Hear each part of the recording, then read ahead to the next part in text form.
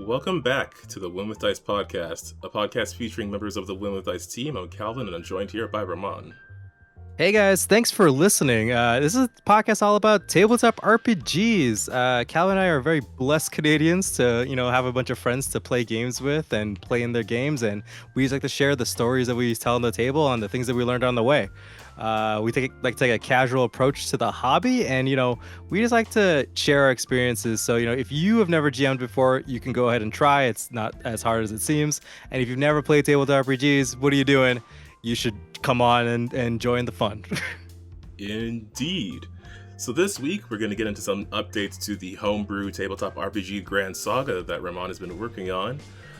In addition, we're going to look up some of the worst GM advice we could find on Reddit. So we're going to skip the usual tip of the week because we're going to have like a bunch of bad ones instead. Yeah, this is going to be like the what's it called? Like the speed run of tips. Like I'm just going to tip speed. Yeah. Tip speedrun or yeah. Okay, yeah, for sure. Okay, so then let's just jump into it, I guess. Yeah, let's hop right into it does feel weird skipping the tip, but we'll see how this episode goes. We're experimenting with the format. I know, you do something for like 2 years and then you're like, wait a minute. Well, let's get into your updates to the Grand Saga tabletop RPG. Yeah. So if you're new to the channel and it's first time listening to the Win with Dice podcast, I've been working on Grand Saga, tabletop RPG of my own design, for about like a year, and I've done a couple playtests. I haven't really gotten too much. I've written a lot, but in terms of like getting like eyes on it, I haven't gotten too much. But I did get a couple playtests in, and I've made some big sweeping changes.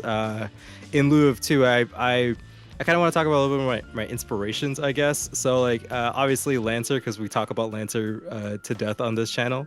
Probably not as much as people would like us to. Not according to our analytics. Yeah, I know, right? Not according to the math. But yeah, Lancer and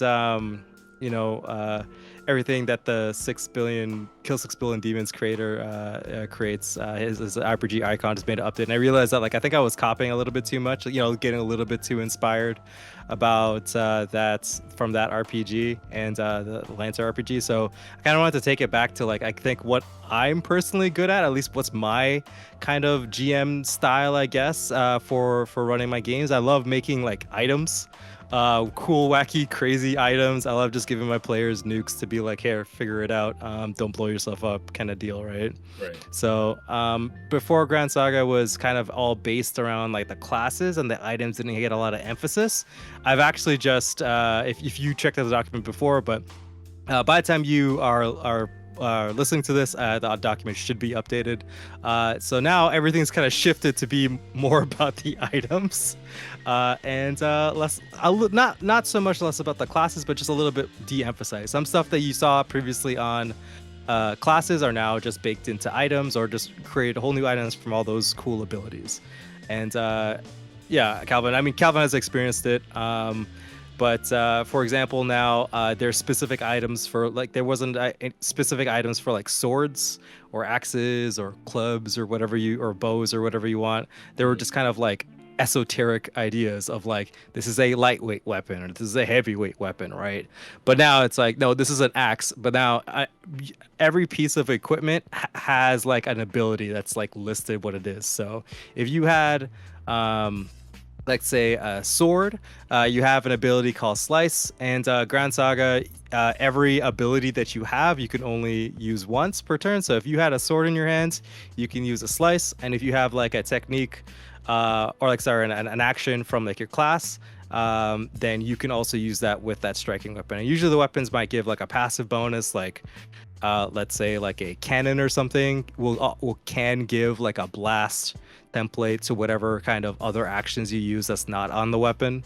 And that's one of the major updates. I'm surprised. I'm thinking what your thoughts are, because you have actually had a lot of experience with that someone else who has lots of experience with the system that isn't myself.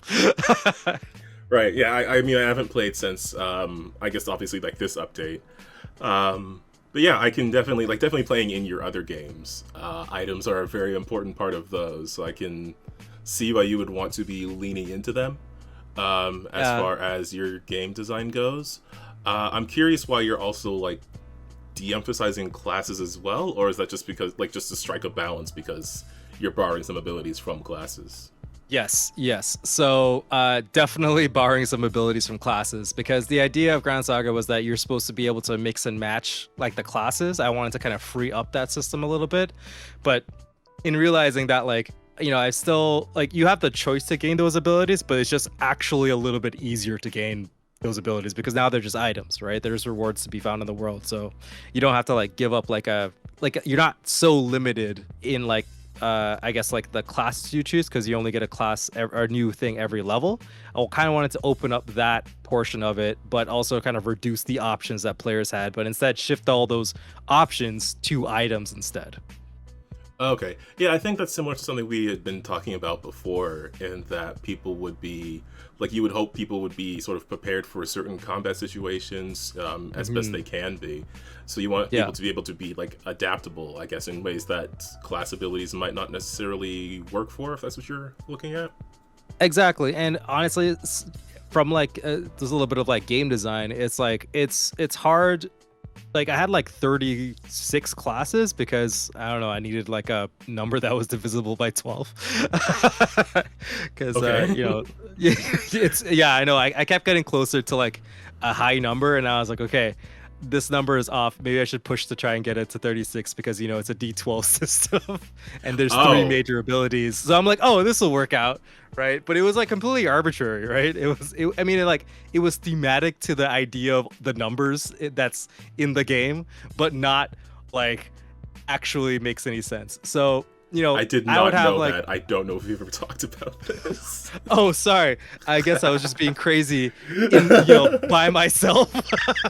I had no idea you were doing that.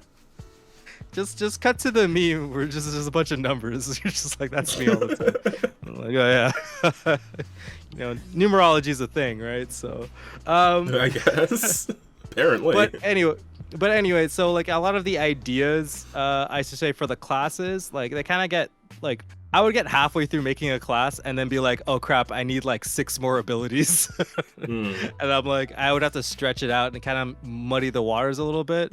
Or like, sorry, not muddy the waters, but like water it down, I should say, like all of the effectiveness of the abilities, because I have to spread them out. But now I can like, now that I've like taking some classes out and changing them into items, those 5 or 6 really cool ideas are still in the game, but now I could just get rid of the ones I don't like and just kind of pare it back down. And making one item versus making like off of an idea versus like making 12 abilities off of an idea, it's like that's like a big difference, right? Right. So you're basically like paring down are you changing the number of abilities the classes have then? Yeah, so I wanted to get into the new modifications to classes in general and the whole system. So now I kind of wanted to also dip into a little bit more of my roots of like playing Final Fantasy Tactics and those games. And the way that they have it set up is that you have like a main job and like a sub job that you can add on, like whatever classes that you've, I guess, mastered or whatever. You can just add them in and get mix those abilities, right? That's kind of how like the ability mixing works in that game. So I wanted to also have it where you have like a main job and you get a main ability from that job, and now aspects are like disassociated from specifically your main job. So when you level up, you can choose to get a master ability from that class, or you can choose to gain another class as a subclass. The only difference is from a main class and a subclass is that you just don't get the main class ability. And at any point during like downtime or in between quests, you can switch your class, whichever main class you want to be using at the time. So it on paper, it just brings a little bit more structure to the free form of like the system before. But now it's like you have to like define yourself a little bit more as a character. So you have to define the core ability you want to use from the classes you have available, and then outside of that, you don't have access to the other classes' core abilities, but you have access to the aspects that you've chosen. Yeah, and the masteries you've chosen from your main class or that you're on right now. So I mean, like, and like now the aspects themselves aren't permanent. Like you basically get an aspect per level, and there's maximum currently 6 levels. So you could have 6 aspects, but every time you before a quest or after a quest or during that downtime moment, but in between, like, going out and doing the adventuring, you can choose which aspects you want to use. So if you're like, gonna go fight some wizards or something like that, and you choose to be like, okay, I gotta bring all my guns because I don't know, wizards are vulnerable to bullets. So then you just choose a bunch of aspects that help you do that. And the aspects kind of like are specifically like action oriented, so they're more like attacks and reactions and stuff like that. While the master abilities are more kind of like the buffing abilities, like those passive benefits that kind of like help whatever the main class or whatever the class thing that you're trying to do, they just get to do it harder. Like for instance, the warrior class is really good at using like strikes. So they just have an ability that's like called Executioner's Edge. While you're in overdrive, you just double the critical hit chance of strikes. So when you're in that super mode or whatever, you can land the crits easier. That kind of deal. So, if I'm understanding, or maybe not, like, are you able to change the aspects you have available to you based on your class during downtime? Like, can you switch out your aspect for another?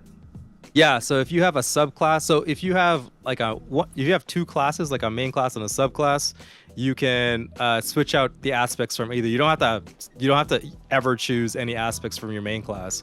It just gives you an extra option. So it's like when you level up, you choose to be like, okay, am I going to dedicate myself to doing this one thing really well, or am I going to branch out and make my options wider? Oh, okay. So the number of aspects you can choose is limited by your level still, obviously, but like, Yeah. you can choose any aspect from the classes you have available to you. So, Yes. okay, yeah. So I can see the value of that again, of like the adaptability. I don't know. I think we might have to play it. I might have to like play a few games to see how it works out in game, because my first thought is like, I can see that being useful in terms of adapting your character to different situations, but also that's sort of what items were for, especially now. Hmm. But now it gives you like an avenue. So like there's a limit. So like, yeah, there's a limit to the amount of items you can carry, as well as like the aspects, obviously. But the aspects in general are just going to be like stronger than whatever item you're carrying, and unless the GM just gives you a bunch of cool stuff, right? But it's just kind of like one of those things where it's like the items themselves. I think we spoke about this the last episode, maybe, I forget. In the past, we've spoken about this, where like there's 2 different kinds of rewards that like players get. It's like the reward of XP and like leveling up, it's their choice of what happens, while like items and things like that, it's the GM's choice of what they get, right? So the GM can dictate that portion of the rewards, while the players get their options. So if they want something from the classes and stuff like that, or an ability, then they can have it. The GM doesn't get to decide, right? But all the rewards and the items and stuff like that, that's the GM's discretion. Okay. Yeah. Again, like, Yeah. I can see the value in that. I'm just wondering if the class should have a bit more permanence than that. But I think I would just have to like try it in play, especially to see how some of the rebalanced aspects feel. Yeah, I mean, it's just kind of like uh it gives more things to the GM to give out and stuff like that. And it brings more, like, think about it. If you only can choose just from your abilities, and maybe not like what does it matter if you pick up an extra weapon? Every time you get a weapon in a game, it's like, oh, is this thing cool? Like, can I use it? Or is this like, or does it match like the theme or whatever? I mean, I don't know. I was like, I think this is a good idea. That's why I made it. No, yeah, like I think the idea works great for like items. I'm just wondering, like, I don't know. I think maybe next time we do a playtest, we should try something where it's like we play the same character for a few sessions, especially if you're setting something up this way, because yeah, I'm trying to think of it in terms of how this would work for playing a character over a while and just constantly changing up your abilities. But I think most of our playtests have usually just been like one shots. because you're usually testing out different classes and combinations and stuff. So I don't know. I can't decide how I feel about it until I actually try to give it a try and play it. I like the idea. I just can't decide if I like it more than the other way, where things are a bit more like you choose your thing, and then that's what you have for your next level and everything like that. Yeah, that's fair. That's fair. It actually just makes I think just makes it also pared down the choices too, right? Because before every level you'd get like you could choose to get like 2 aspects, and then like or like you choose a new class and you get the class ability and an aspect, and then it was like multi-classing in general is not like as complicated, but there was just like so much more choices, right? Yeah. But now it's kind of like it's a little bit less player choice and more on like what did the GM give you? What can I make use of this? Right? Like next level, like what am I gonna like? Oh, I got this. Like it. So to me, it's like the choices you make as a player on your level up and stuff like that. It's based on kind of like what the equipment is that you got from, or like whatever the rewards that you got from the quest, right? So if you uncover like this badass sword, right, and you're like, oh man, like I'm kind of a weird wizard nerd guy, right? He's like, wait a minute, I can just choose to be a warrior, and now I'm way better at wielding the sword, but I still have my wizard cool magic powers. Okay. Right. Yeah. So it kind of adds to like the storytelling. So the GM can like, have characters or like the enemies that you fight drop items that are relevant to what you're fighting, and the players take that stuff and like use it instead. Because I think that like that was always the fun part about when I played, was like trying to make those like just use whatever you got from the loot that you were given. Right. Yeah. Okay. Yeah, that's actually a good point. I mean, for one thing, we're like changing the number, like reducing the number of aspects is going to, I think, help with some of the analysis paralysis. That was something that could definitely happen in a game where you have a lot of options. But that is a interesting point that you brought up, in that you can like just also adapting to your items, not even just the situation you're facing, but also like what you pick up, and if you find something cool but you aren't necessarily able to use it, making yourself better at using it. Exactly, right? Like, I don't know, you show up with like you find a Cloud Buster sword, and you're like, you're not gonna become a glaive so you can fully utilize that big ass sword. Like, come on. Like, but if you're have not gonna access be to that class. Exactly, right? But you will, because at the end of the quest, you level up. So you can just be like, oh, cool, what do I got? And then be like, oh, yeah, I'll just, like, I got this cool fire staff. Now I'm a wizard. Like, why not? Right? Yeah, the game is very informal. There isn't even, like, money to be had. Like, none of the items themselves even they don't have an associated value to them. They just kind of have, like, how rare it is to get, as well as like it might not be done in the update by the time this game comes out, but it will be probably shortly after, maybe a week after, at the time of release of this video. But I want to put in the enemies that whether or not, like a tag, whether or not this ability can be translated into an item or not. So, for instance, all of the robotic enemies, they usually have like really specific things like a laser or a taser or like something like that, right? Which is obviously, if you were able to salvage from that robotic enemy, you should be able to use, right? So now it comes like, it's not even like your journey from level 1 to level 6 now is going to be different every time, because it depends on what enemies you actually fight, right? And what items they drop. So interesting. Yeah, right. Yeah, so it's like every time you play, even though the leveling system is much smaller than most systems. I think most systems go up to like maybe like 10 to 12 levels at the low end, and like high end is like D&D and Pathfinder at 20. Even though the experience, I guess, of play from like first level to max level is like smaller, it would be generative, right? It's like, if you fight a bunch of giant monster enemies, that's gonna be very different from you fighting a bunch of ninjas or something, right? The shit that you get. Right. And so the items you get from them, the items you get in general, your class itself is going to adapt as you keep going on. Yeah, and then so if your storyline as a GM is like you're fighting a ninja clan, after coming out of wrecking that ninja clan, you should have a bunch of cool ninja-esque weapons, right? Like it makes total sense to me. That's the like, why would you find like a a big Buster Sword in the ninja clan? It wouldn't really make sense to do that, or like a crazy magical, not crazy magical artifact, but like you know what I mean, like it's or like a laser gun. It's like why would the laser gun be on the ninja unless it was a cyborg ninja? And then again, that's still pretty cool. So that's another thing. Okay. All right. Yeah. I think I'm definitely liking the idea more now that you've explained it more. Have I won you over now, Calvin? I think I still might need to try it in a playtest, but yeah, I think I can see where you were going with that. Okay, yeah, and another update is that now before like strikes and shots and evocations and stuff like that, all that stuff was a little not like esoteric, but like they didn't have like rules. They were kind of like defined as like a strike is a melee attack, a shot is a ranged attack, an evocation's a spell. But now I want to make it so that strikes require you to have a striking weapon, and like a shooting attack now requires you to have a shooting weapon to more emphasize of like what gear you're actually going to carry. So it's like if you do get like a cool gun or something like that, then you're more likely to choose a class that gives you more shooting options or benefits your shooting, right? Mm-hmm. My cat is meowing. Sorry, folks. So yeah, so now there's striking attacks, but now there's gonna be like fists and kicks abilities, which are like don't require a weapon. They just require you to have like some free hands or like free legs, I guess, in terms of kicks.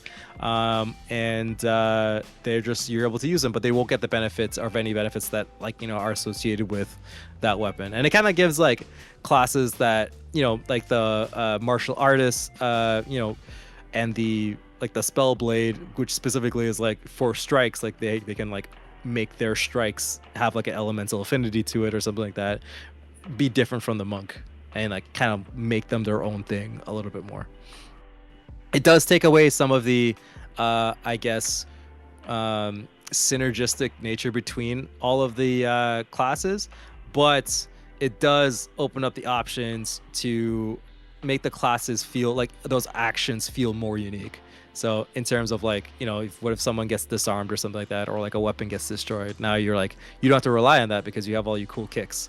And as well as like now all of the, I think a lot of the, probably once I finish it, a lot of the unarmed attacks, I guess, will be kind of like not lighter, but I guess faster. So they'll probably be like links or something like that. So, you can like strike with your sword, then hit him with a kick, and then keep the combo going, kind of like that.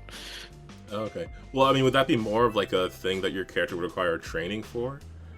Like to be able to have those faster movements, or is that just a thing that you're still working on?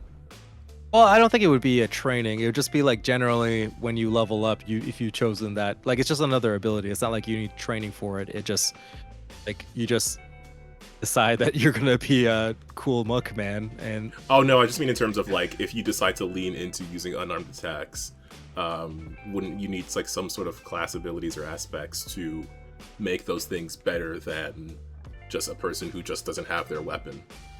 Yes. I mean, those abilities would rely more onto the class, but there are like fist weapons out there now. Like I've created a couple of them. So you could, I mean, technically it's like they're not striking weapons, they're like fist weapons, so they're on your hands and stuff like that, and they do boost those abilities, but they're just like a different lane now. They're just split from the striking weapons. Okay. Yeah. Okay, I get that. All right. Are there any other updates you want to cover? No, I think I think that's pretty much it. It did change some of the NPCs now, so there's like I realized that it's actually kind of complicated to set up NPCs a little bit before, but now it's a lot easier. I've changed it so now there's just like a generic template. So if you just need a dude that has like a sword or something, there's a dude with sword generic ability, and there's a dude with gun and dude with magic. Now if you just want to run a whole mess of those, you could just have like a big mob of people attacking it, players, and that's a challenge on itself. Then like it kind of goes one step further where they become like specialized. They get like an NPC template, and all the NPC templates, all you have to do is match up the base template with the base stat block with the NPC template, and all the NPC template has is just rules. So they're just like abilities. So you don't have to do any math. And then same thing again, if you want to make that, that normal standard minor NPC into like a major NPC, all it is that you just choose a major NPC ability, and then that NPC gets an extra wound. So it's like, again, super simple. Before it was really complicated. You had a bunch of things you had to go look at, but now it's just like, you can keep combining. If you want to make it complicated, you can make a thing called a unique enemy, which is where you take two templates put together, and that's at your own complication as a GM. Whatever classes you want to mix to make whatever NPC you want, that's there for the GM. But like base rules, it's just like if you just want a bunch of dudes, and I've also said like recommended that like you have a mixture of enemy, like I guess types. So it's like you always kind of want some generic dudes in there. You always kind of want some major dudes in there, and you always kind of want just like somewhere in between. So the challenge is spread out, and it's not just like you have just a bunch of complicated enemies to run all the time as a GM. The game should be really easy on the GM, and it should be really quick to kind of put together stuff. Yeah, I'm actually very curious, like, how the game will feel playing through a number of quests and playing through an arc, especially with all these changes. Like, that is something I want to go through at some point. Definitely want to do some regular playtests in the next couple of months, probably weekly if I can, if we could find that time. But yeah, those I want to see. I want to see it too. Would be nice. Definitely would speed up the process of game design. Yeah, I would imagine so. Yeah. Okay. Yeah. And yeah, that's all the updates for Grand Saga. Okay. Right now. Yeah. Well, again, for everybody out there who's listening right now, if you want to check out Grand Saga, this is sort of a document that's constantly being edited, so if you want to check out the current status of it, it is going to be linked below in the description of this video. So go ahead and check that out. Try the new character building rules, try adding items, try building NPCs, let us know what you think. Yeah. Yeah. Let's get into these bad takes, I guess. We'll see. So I went over to that there Reddit, and I just looked up like threads of GM advice, and I found one that was like the bad advice thread, and I thought it would be interesting just to go through like either like the top ones or the ones that got the most replies and comments, and just see how we felt about them and how we could react to them. So I found a thread that was just bad GM advice, and I found one that was like best and worst. But I wanted to lead into the bad one first to just see what was there. I haven't gone through these yet because I wanted to save it for the actual podcast. So we'll give them a look and then see what we come up with. So the top comment on this bad GM advice thread, it refers to a player or a character is acting in a way that isn't fun for you as a GM or the other players, and sarcastically saying, instead of talking to them, come up with a consequence in game, like murdering their character, and then that'll teach them and then save you the trouble of having to talk like an adult. Which yeah. I mean, I think that's advice. Pretty accurate. That's definitely pretty accurate. I think that's from Class A advice. If their character is just in the dirt, eventually they'll realize that no, don't do that. Go talk to that person. That's horrible advice. But, sometimes characters just have to die. It's okay. Don't worry about it. Yeah. No, I do. I have seen this conversation topic come up a few times. And I have seen, like, people who discuss, like, GMing stuff saying, like, that this is something they do occasionally. And if it's something that's significant enough that's causing you an issue, then yeah, I think you should try to be more direct about it. But there are certain things that I think can work as something that happens in game, but those are usually like minor things that aren't game disrupting, but just like a lesson your player character should have learned by now. Well, yeah, I like the idea that, if it's something like they're breaking the law, like obviously like players are kind of above the law. That's kind of the fantasy, Hmm. right? Like your heroes, right? Like you can just walk into a town and now you're the coolest people there. But that's not true. You could bring a little real world into it because that's not true in the real world, right? So, they're still under whatever the king's law is technically if they're walking in his land. So, if the player or the player character in general is like, being kind of like a dick and like stealing from people or just murdering random people and stuff like that, just get the fucking guards to show up. Yeah. Right, get the police to show up. Maybe like even if they're being really heinous for some reason and it's gone on for a while, shit dog, it's really nice to have a group of paladins show up and be like, listen kid, you're gonna go to the gallows. Like and if they start a fight, I mean, they're a bunch of paladins, so just like, beat them up and take him to jail. Right, right, like go like just pull a little Skyrim and just like, all right kid, get in the box. You violated the law. Right, you know. So yeah, no, I think that's or like, if like the player, like whatever the bad thing is, if it's kind of like that's like the player is the problem at the table, but like I guess the player, the actual character in the game is having the problem, yeah, have the law show up or whatever consequences you think of. But like going straight to murder, I think you should talk to the player first. Yeah, yeah. If it's something disruptive, talk to the player. If it's the character doing something stupid in a way that's not bogging the game down, then drop a few paladins. Yeah, always got the SWAT team coming in. Man, I like, depending on how magical your system is, like I like there's just like I've been waiting really long to just drop the paladins in on any game. Like when the players just get a little bit too evil, they're just like, they're a little too famous now. Someone's gonna have to try and deal with them, and then the paladins just warp in.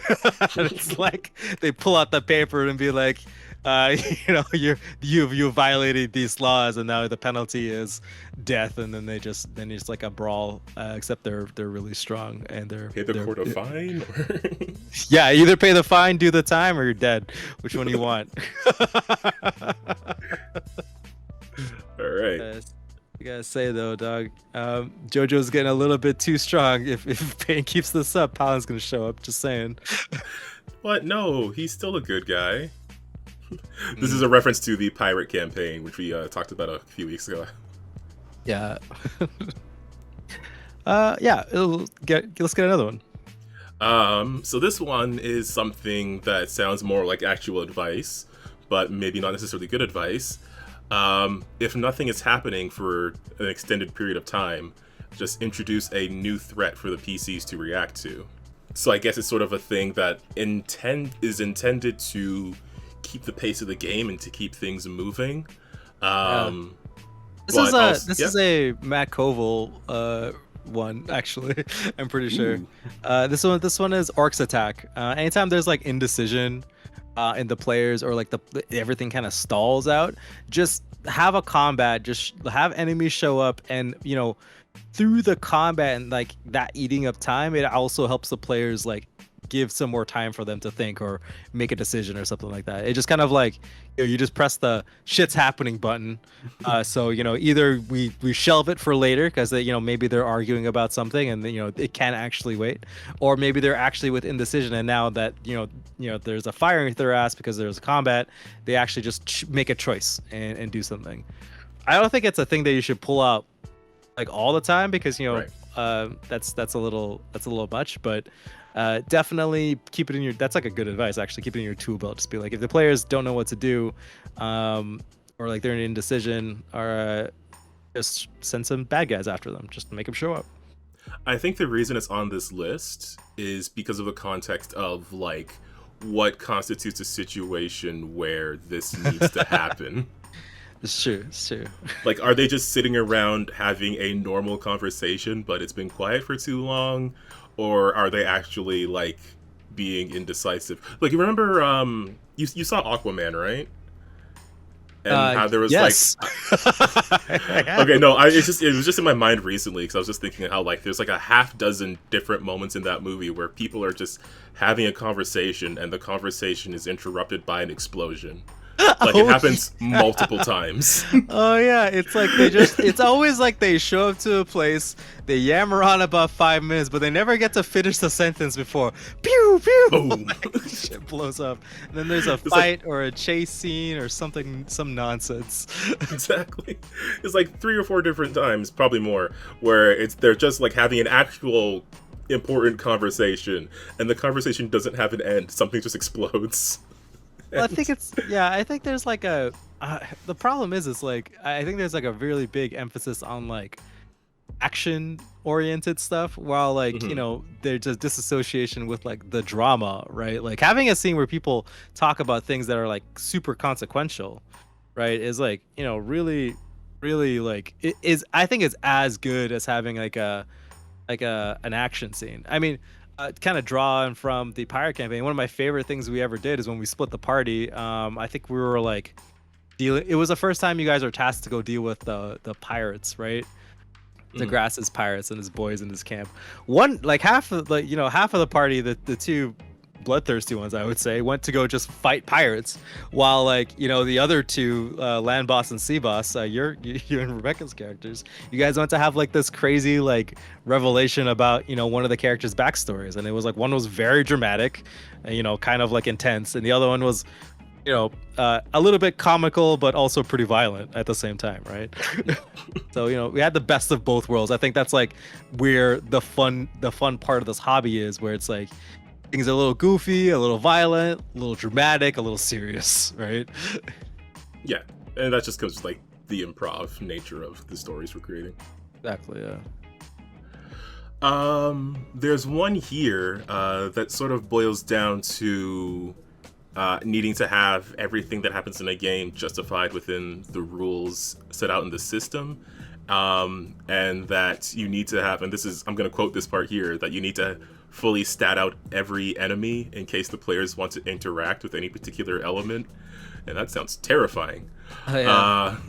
That you shouldn't make certain things up on the fly.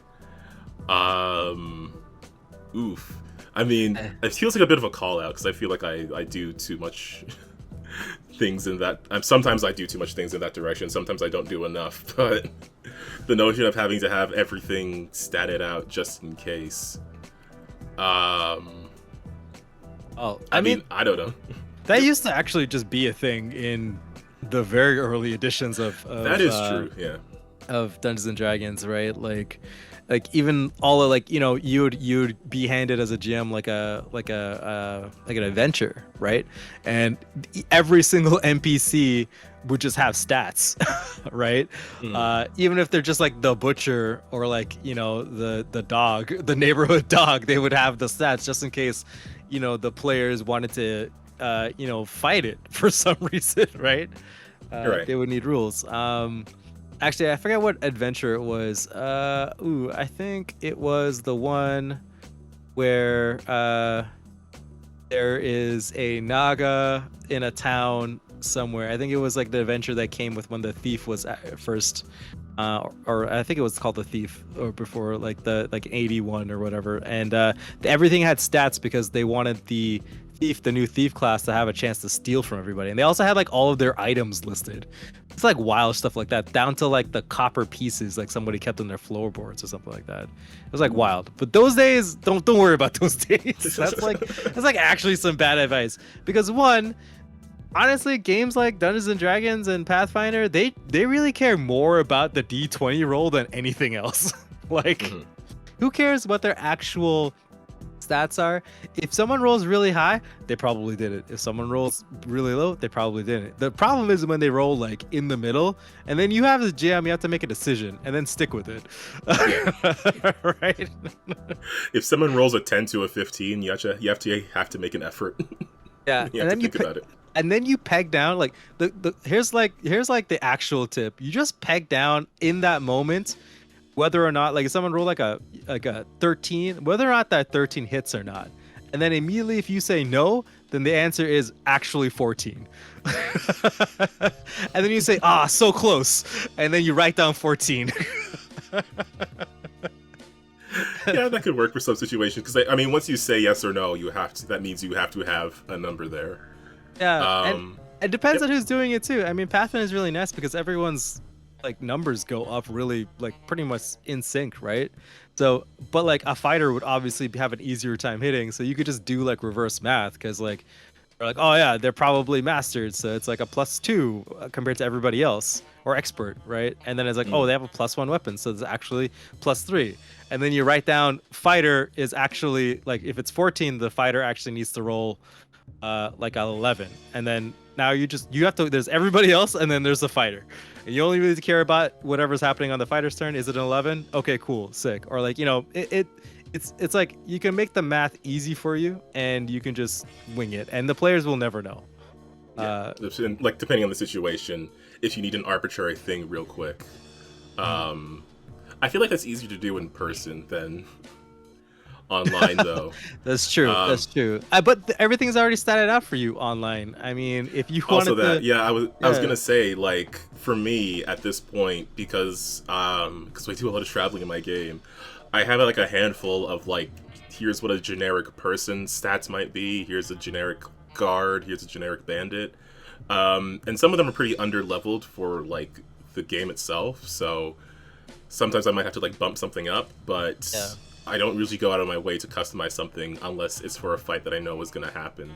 Especially like with Foundry, where I can just search like bandit and then get a bandit and then put it in there. And it might be under leveled, but it's just like, I just need a person to fill this role. I just need a person who has a sword. And I'm not too worried about their statistics, so I'll just take this generic sheet and do what I can do with it.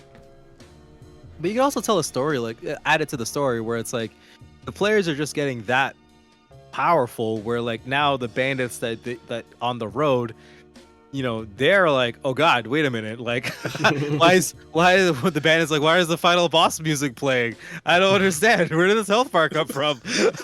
Like, no, and then you get exactly right, and then you let the players blow off some steam on some bandits. And then now it's like, oh shit, the players are beating up the bandits have to figure it out. The bandits, choose to like, oh yeah, here, we figured out, we coaxed this giant, we're gonna feed it a cow, and then the giant's gonna beat your ass. And now there's like a bunch of bandits who kind of suck, and then this actual giant who's the threat.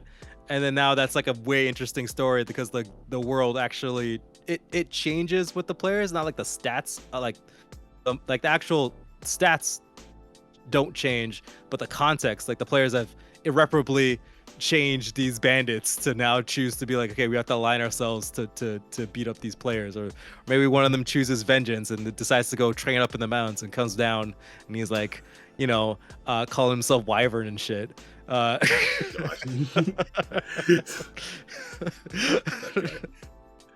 Yeah, I mean, recurring bandits can be a pretty fun storyline, just in general. Yeah. Oh, here's one that I've seen people talking about. Just letting players do whatever they want, but with no regards for the setting, the adventure, like common sense, or just even anything else that is going on, and how anything less than that would be railroading. Yeah, for sure. I mean, that makes total sense. I mean, ultimate freedom is chaos. So if that's what you want, then go ahead. Yeah. Why even bother with dice? Like, forget it, right? Like, who cares? Just do whatever. Exactly. Like, why even bother playing with a rule book, right? Just make up some shit and just say, cool, I guess that happened. It's I'm trying to like think of a moment where I might have had to say no to a thing, but I haven't really had a player where I've had to be like, no, you can't do that at all. I kind of lean more into that thing would just be super difficult to do. Yeah. I mean, I think there's always like, it's not that like there's no restrictions, but I think there should be consequences, right? If you're playing kind of like a silly game, I totally get that. That's fine. I mean, there's tons of like cool funhouse dungeons where like the players have to do silly things and death is always around the corner, but it's always kind of hilarious. But in a game that you need some semblance of continuity, or else it's just kind of a mess. Yeah. you want that consistency. You want there to be, because then like there's no value in like the larger moments if everything is just wacky. Yeah, or like not even like everything is wacky, but if everything is just free, right? Like you're just like, I'm gonna try and sleep with the queen, and then like the or like seduce the queen, so then I could be the king, and then the GM's like, yeah, okay, sure, that's totally fine, but I think there should be consequences because the king doesn't want you to sleep with his wife. He's also right in the room. Exactly, too, right? You know, it's not just like it works and then it's like, yeah, maybe it did work. Maybe you did end up sleeping with the queen that night. I think the king might find out, and if the king does find out, holy, you're in a lot of trouble, man. Straight to jail. Like I just think like stuff like that's fun. I think that's funny story that people get to walk away with. But I think that the player and the GM have to both agree where the line is. Right? Yeah, that's definitely a thing where you have to like agree on what should be the line and the limit of what's in your campaign. I think also another opportunity. This would also be an opportunity for the very important GM question of, "Are you sure?" Yeah. Are you sure? Are you sure? and you know what? It and you always ask for a roll. Like if you're not sure about like even you have some doubts. Just they might just fail. Just say like unless they roll a really high number, it's just gonna fail. Like, you don't have to do the math. You don't have to worry about it. You just be like, they roll the die and they're like, oh yeah, it's like I got like a 10 on the die. That's not high enough. They roll like a 19, 20, then you're like, I gotta start. I'd be like, shit. I think your crackpot scheme worked, kid. Of course, depending on the situation and what that scheme actually is. Yeah, man. This is a cool one. Don't try other systems. They'll only confuse you and your players, and they're all just iterations of D&D. True. Nice. Classic. Everything is D&D. Yeah, that's funny. That's actually just kind of funny. I mean, to pull any merit from it, I guess, like, yeah, I mean, there's a bunch of rules in a gaming system, so trying different ones could make you confused, but also who gives a shit? Just piecemeal. I think I was watching I think they call it Detailed Diatribe. It's like from that's I forget, Overly Sarcastic Productions. Those guys, or they do like a once in a while they do like a slideshow presentation essentially on YouTube where they go up on a topic, and they did one for Tables of RPGs because I think Red and Blue, the two main creators on that channel, they only really played I think they played D&D, but they haven't played a lot. But they had like another person on, and they went through, and they actually, the funny part is as I was watching, my first thought was like, I hope they talk about Lancer, and then the first RPG was just Lancer, and I was like, oh yeah, sick. I have seen that video. I only watched the Lancer part. Yeah, I was like, oh sick, this is exactly. And like I went to the comments and it was just like, oh nice, I was just thinking about Lancer. I'm glad it's the first one they covered. The amount of love in Lancer, it's crazy.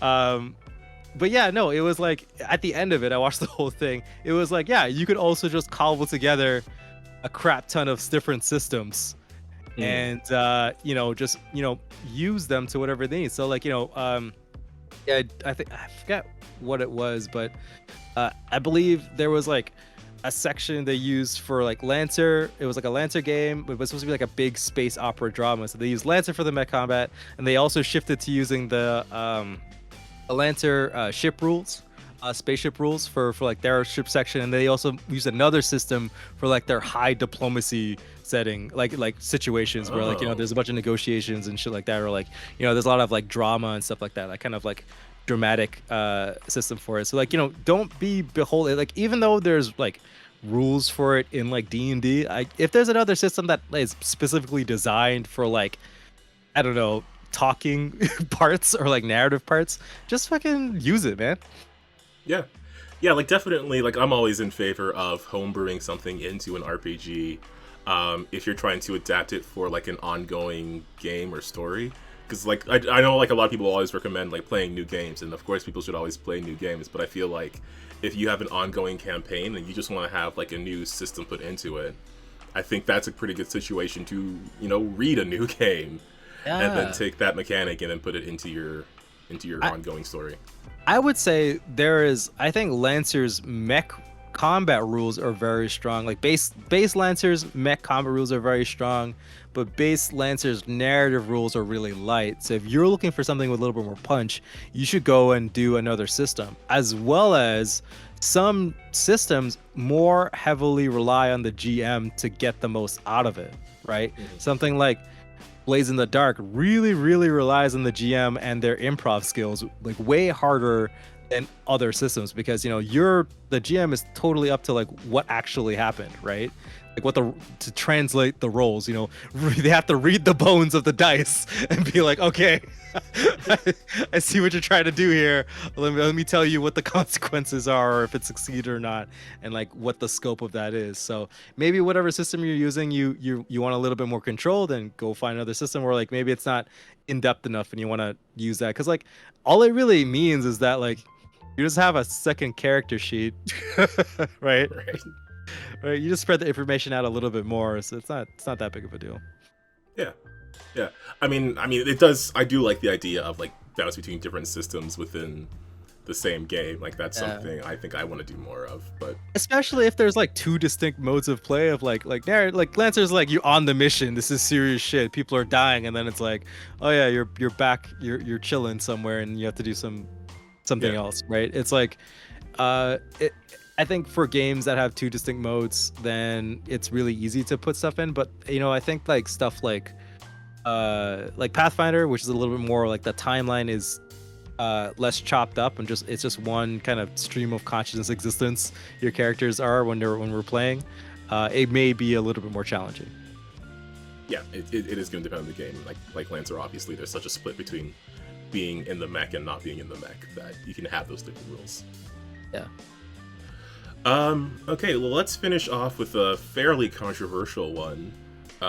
Dice get in the way of storytelling, and that's it. Like that's the bad advice. Yes, they do get in the way. I hate dice.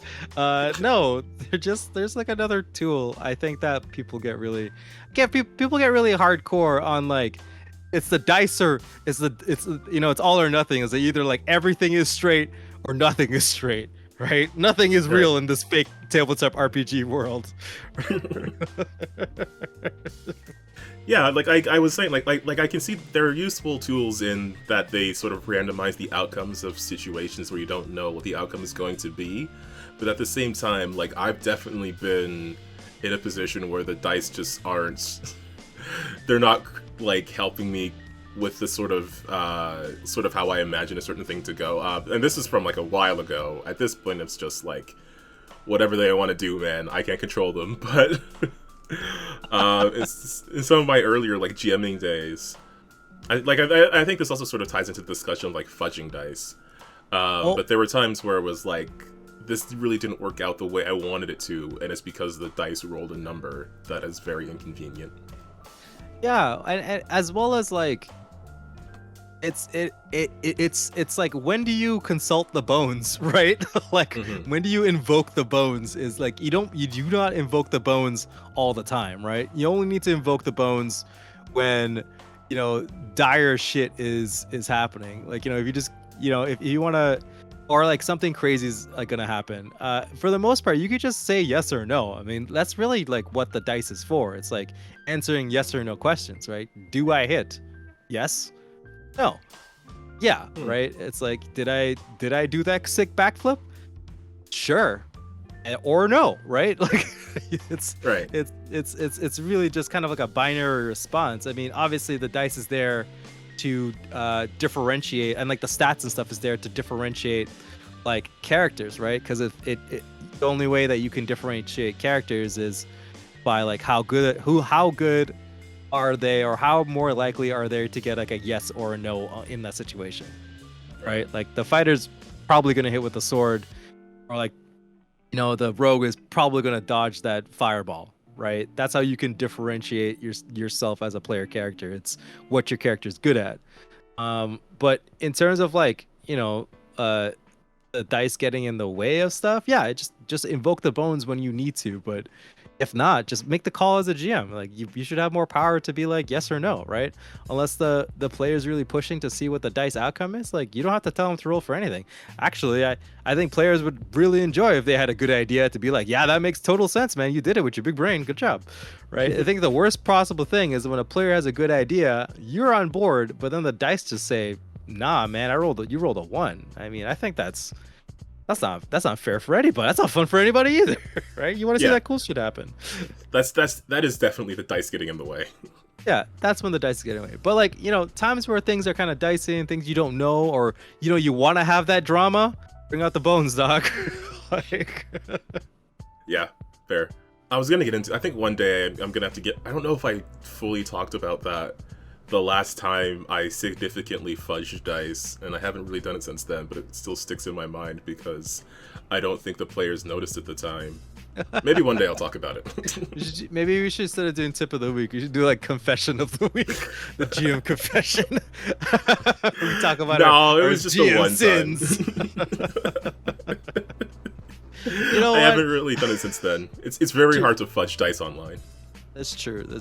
I mean, I think you could set it to. I think there's systems where you could fudge dice rolls if you like typed in like /r fudge or something. Yeah, that's what you do. /r fudge.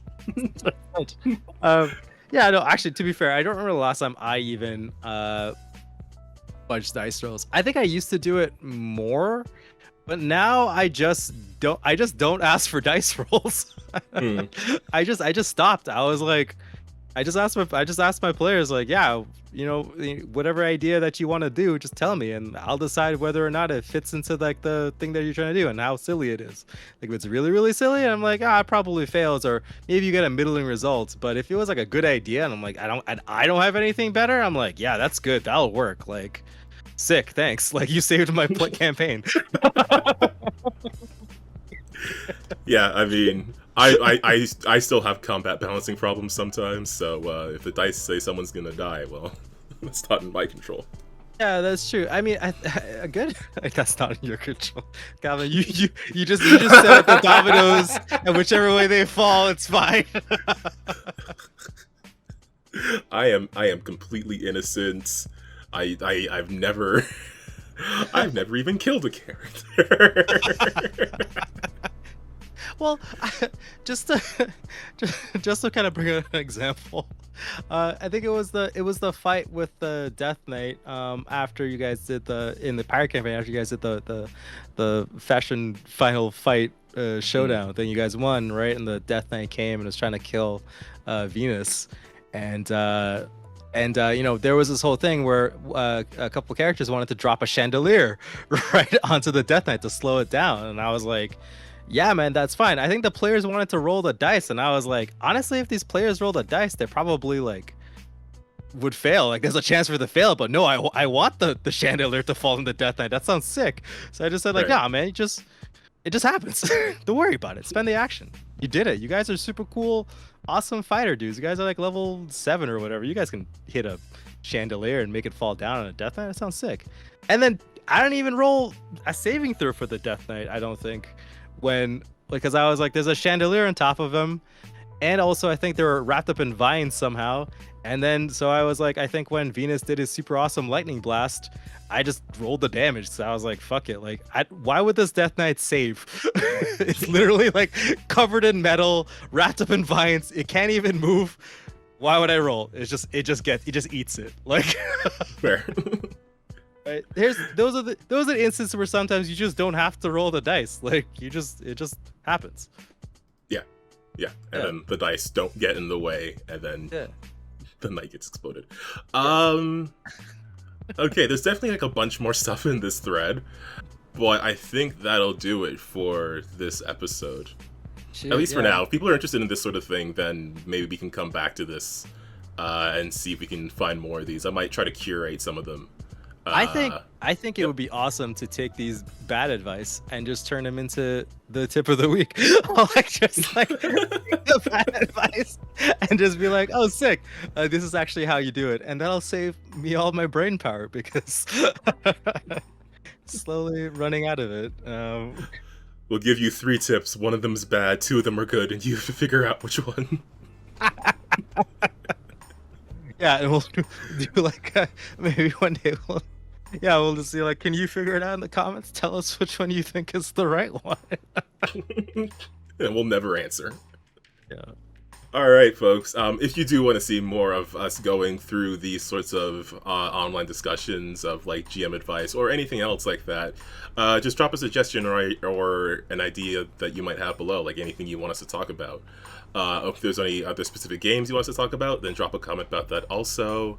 But for now, Ramon, do you have any bad advice, or should we go into the outro? Yeah, if your players, are winning, just have a dragon show up. They shouldn't win. You're trying to win, right? So yeah, there you go. Yeah, you have all the big monsters. How are they winning? Plus, if it's a princess, it's even worse. So that's what you should do. Dragons and princesses, throw them at them. Yes, evil princesses. Yeah. All right. Well, thanks a ton, everybody out there, for stopping by and listening to this episode. Again, if you have any specific things you want us to talk about, just drop a comment below. And please, of course, check out the link to the Grand Saga tabletop RPG document. Again, it's still being worked on. So there might be some changes since the last time you saw it. It might be changing as you're reading it. So if you want to take a look at it, please do, and just let us know what you think. And also, please check out the other stuff that's going on the channel, like all of the gaming streams. We've got some Sims, which is very stressful because my characters decided to give birth to twins. I was expecting one baby, and then there were two, and there was so much crying. Additionally, playing some Divinity Original Sin co-op on Fridays, which I'm having a whole lot of fun with, because I really enjoy that game. And of course, Mass Effect 3 on Sundays, which might be getting close to the end of it. Actually, by the time you're hearing this, the series for Mass Effect might already be over. I feel like I'm pretty close to the end on that one. And if it is, then we'll be playing some Dead Space. So if you want to come see me be scared, you can do that as well. All right. Yeah. Anything else before we head off? I just realized that Mass Effect is just robot Dead Space. Is it? I don't know. Because I haven't finished I haven't played all of Dead Space. Well, I mean, in general, right. The idea of Mass Effect in general, not just the ending of this specific Mass Effect. Okay. The idea that then is it? Yeah, because there's these they reanimate dead dudes, and they mind control them with all these random tech. It's literally I was like, wait a minute, this is the same. One's kind of grosser and more dark, and the other one has Garrus, so obviously it's better. But obviously, you know what I mean? They both have different forms of zombies. Okay, I see what you mean. Yeah, they're just zombies in space. They're just zombies with extra steps. That's what it is. All right, see you, folks. All right. Well, for all of our terrible GMs and players out there, as well as the good ones, just remember to keep on winning with dice, and we'll see you next time. Bye, guys.